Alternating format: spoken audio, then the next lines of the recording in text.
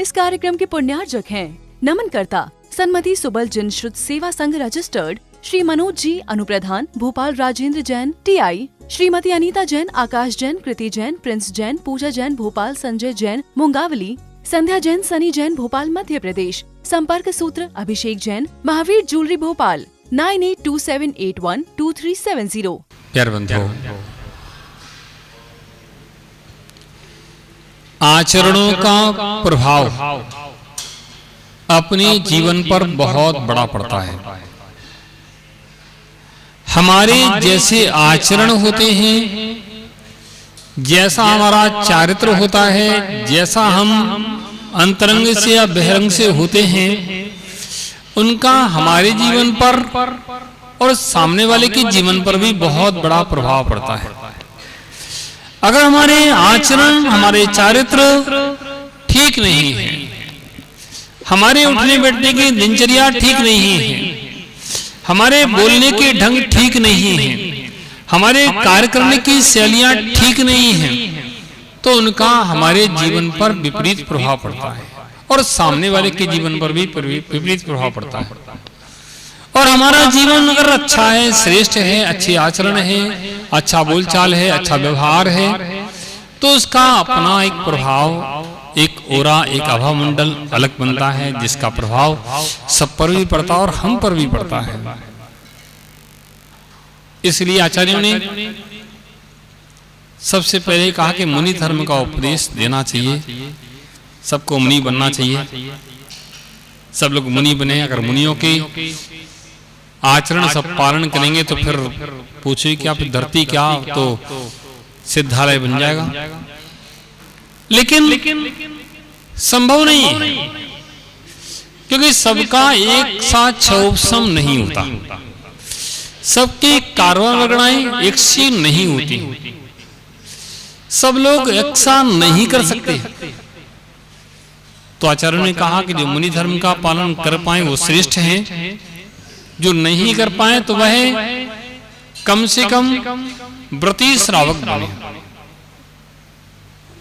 व्रती श्रावक बनेंगे तो कुछ ना कुछ आपके आचरण अच्छे होंगे, और कुछ ना कुछ आपके आचरण अच्छे होंगे तो उनका समाज पर, अन्य लोगों पर, आप पर अच्छा प्रभाव जाएगा, आपका जीवन अच्छा उत्कृष्ट बनेगा, औरों का जीवन भी आपके जीवन से जुड़ेगा, अच्छा बनेगा। लेकिन आपके आचरण स्वयं के अच्छे नहीं हैं, व्रत नियम नहीं हैं, तो किस पर क्या प्रभाव पड़ेगा। जैन धर्म की नींव व्रत नियम संयम पर टिकी है। जब तक व्रत नियम संयम जीवित हैं, जैन धर्म जीवित है, और व्रत नियम संयम समाप्त हो जाए तो जैन धर्म की नींव हिल गई, और जिसकी नींव हिल जाती है वह मकान सुरक्षित नहीं रहता। इसलिए कहा जाता है कि व्रत नियम संयम तो अपने जीवन में ग्रहण करना ही चाहिए। अगर मान ले कोई श्रावक नहीं कर पाता है, कुछ नहीं कर पा रहा है, तो वो कहते हैं उसके लिए कम से कम सदाचार का पालन करो। सदाचार का पालन का मतलब होता है कि अन्याय पूर्वक प्रवृत्ति ना करो, न्याय से प्रवृत्ति करो, अपने परिवार के साथ प्रसन्न रहने का अभ्यास करो, दूसरों पर गलत दृष्टि मत डालो, ईर्ष्या द्वेष के भाव मत रखो, प्रेम वात्सल्य का भाव रखो, और अपने जीवन को अच्छा बनाने का प्रयास करो। ये सदाचार है। अपने गृहस्थिक जीवन में अपनी पत्नी के सिवा अन्य पर दृष्टि नहीं डालना, अन्य पुरुष पर दृष्टि मत डालना, अपने गृहस्थिक जीवन में परिवार के साथ प्रसन्न रहना, और दूसरों को अच्छे मार्ग पर लगाना, अच्छे मार्ग की प्रेरणा देना, यह सब सदाचार है। ठगी बेईमानी नहीं करना, ये सब सदाचार है। इसका पालन तो सभी को करना ही चाहिए। उसके बाद कहा कि इतना कर पाते हो तो फिर तुम लोगों को कम से कम कुछ व्रत नियम संयम भी लेना चाहिए। कुछ व्रत नियम संयम अपने जीवन में होंगे। अगर आप कोई वस्तु का अभक्ष्य का त्याग करते हैं तो आपके परिवार के, आपके बच्चे, आपके समाज के लोग भी आपसे प्रेरणा लेकर के कुछ इस प्रकार के त्याग आदि पर अपना कदम बढ़ा सकते हैं। और आपके स्वयं के त्याग नहीं है, जिसका परिवार का कोई मुखिया, कोई सदस्य अगर जुआ खेलता है तो परिवार के लोगों पर जुआ का असर पड़ेगा नहीं पड़ेगा? पड़ेगा। परिवार का कोई सदस्य मदिरा आदि का पान करता है तो परिवार पर उसका प्रभाव पड़ता है। उन बच्चों के लिए मदिरा सामान्य लगने लगती है, भले ही छोटे में ना पिए, लेकिन बड़े होकर के वह उस मदिरा पान के लिए आसक्त होते हैं। जब पिताजी पी सकते हैं तो मैं क्यों नहीं पी सकती? और रोज रोज पिताजी पी के आते थे या महीना 2 महीना में पीते थे तो बच्चा भी महीने 2 महीने में पीने लगता है, रोज रोज पीने लगता है। और परिवार विखंडित हो जाते हैं, समाप्त हो जाते हैं, नष्ट हो जाते हैं। और जिनके परिवार में सदाचार का पालन होता है, एक मुट्ठी में द्रव्य लेकर के, डिब्बे में द्रव्य लेकर के मंदिर जाया जाता है, उनके परिवार के लोग भी उसी प्रकार से आचरण करते हैं। ये सब सदाचार है, नहीं अच्छा आचार है। कम से कम ऐसे आचार का पालन तो करना ही चाहिए। उसके बाद अपने जीवन में व्रत नियम संयम होना चाहिए। कल तक जो विषय चला था वह दूसरी प्रतिमा का स्वरूप कल समझाया था। दूसरी प्रतिमा का स्वरूप समझाने के बाद जब दूसरी प्रतिमा में 12 व्रत के पालन में 12 व्रत के पालन में जो अग्रणी हो जाता है, यानी निरतिचार पालन करने लगता है, तो उसके लिए फिर कहा जाता कि अब तुमको सामायिक प्रतिमा रूप व्रत लेना चाहिए। अभी सामायिक शिक्षा रूप व्रत था, अब सामायिक प्रतिमा रूप व्रत लेना चाहिए। सामायिक प्रतिमा रूप व्रत में उस श्रावक के लिए 3 टाइम की सामयिक अनिवार्य रूप से हो जाती है।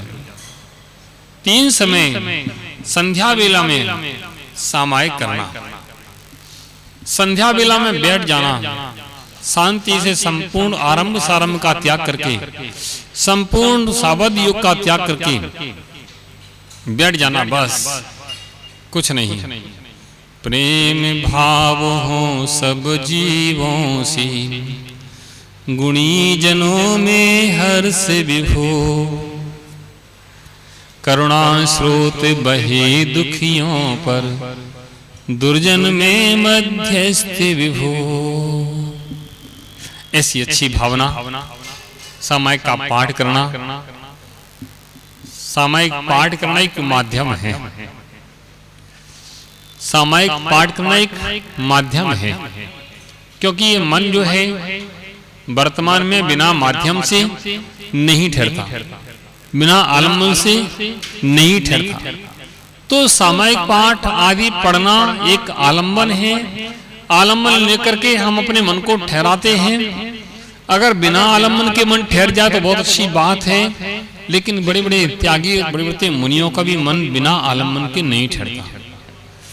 बड़े बड़े त्यागी, बड़े बड़े मुनि भी आलम्बन लेते हैं, चैत्य भक्ति, पंचमाग्र भक्ति आदि भक्तियां पढ़ते हैं और आलम्बन से अपने मन को शांत करते हैं, मन को ठहराते हैं, मन अन्य विषयों में ना जाए, कम से कम स्वरूप प्रवृत्ति मन की बनी रहे। और धीरे धीरे मन की दशा को ऐसा ले जाते हैं कि मन का शुद्धोपयोग की दशा प्राप्त हो। बिना आलम्बन के मन नहीं ठहरता, इसलिए आलम्बन लेना चाहिए। और 48 मिनट तक, यानी 2 घड़ी तक बैठ करके शांत मन से सामायिक करना चाहिए। सामायिक में 32 प्रकार के दोष कहे। कितने प्रकार के? 32 प्रकार के दोष में शरीर का हलन चलन आदि बहुत सारे दोष हैं। 32 प्रकार के दोषों की व्याख्यान जब समय आएगा उसको समझाएंगे, लेकिन अभी सामायिक की पूरी विधि अपन समझे। सामायिक में बैठते समय चारों दिशाओं में दिग्वंदना की जाती है। पूर्व दिशा में कायुस्वर करके जितने भी अरहंत सिद्ध आचार्य उपाध्याय सर्व साधु, जिन धर्म जिनागम जिन चैत्यालय जहाँ जहाँ विराजमान हो, उन सब के लिए मेरा बारंबार नमोस्तु नमोस्तु नमोस्तु। ऐसे नमस्कार करके मन को पवित्र करें और 3 आवर्त एक श्रीणति पूर्वक भगवान को नमस्कार करेंगे। पूर्व दिशा में जितने भी अरहंत सिद्ध आदि हैं, उन सब के लिए मेरा बारंबार नमोस्तु नमोस्तु नमोस्तु। फिर दक्षिण पश्चिम उत्तर आदि दिशाओं में ऐसे दिग्वंदना का क्रम करते हैं, जिससे हमारा मन दुनिया से हट जाता है और अपने आप में ठहरने के लिए तैयार होता है। फिर बैठ करके प्रतिज्ञा की जाती है कि हे भगवान, तीर्थंकर केवली, सामान्य केवली, उपसर्ग केवली, मुख केवली, समुद्गात केवली, अंतर्गत केवली नमो नमः। तीर्थंकर उपदिष्ट जिन सुताय नमो नमः। ऐसे नमस्कार करते हुए फिर सर्व सावध योग वृतोस्मि, घटकाद्वय पर्यंतम सर्व सावध योग वृतोस्मि। हे भगवान, मैं 2 घड़ी के लिए संपूर्ण सावध योग का त्याग करता हूं और बस आपके चरणों की आराधना करता हूं। संपूर्ण सावध योग का त्याग करके वह बैठ जाता है और बस सामयिक पाठ आदि पाठ करता है और सामयिक पाठ आदि करते हुए अपने मन को पवित्र करता है और मन शांत कर लेता है। कहा जाता है कि जितना कर्म की निर्जरा सामयिक समय व्यक्ति करता है, उतने कर्म की निर्जरा कहीं भी नहीं करता। भरत चक्रवर्ती के विषय में आता है कि भरत चक्रवर्ती बैठ करके 3 कालों की सामयिक करते थे। 3 कालों की सामयिक करते थे, 3 संध्या वेला में सामयिक करते थे। और सामयिक का प्रभाव था कि जब मुनि बने तो अंतर मुहूर्त में ही उनको केवल ज्ञान हो गया।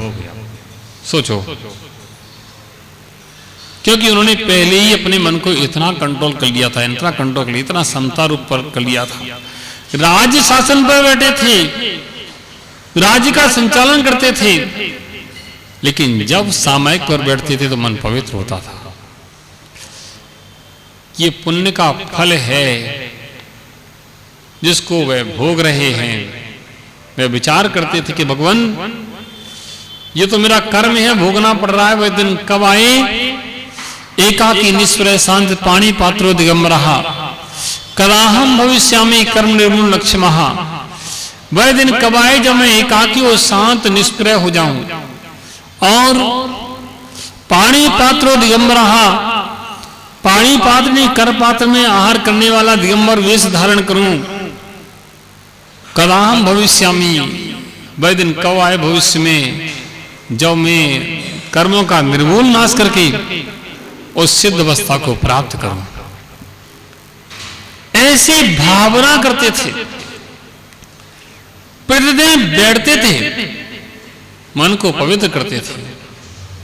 मैं कहता हूं, व्यक्ति जो 3 कालों की संध्या में दिग्वंदना करते हुए जो सामयिक करता है, उसके असंख्यात अनंत गुणी कर्मों की निर्जरा होनी प्रारंभ हो जाती है।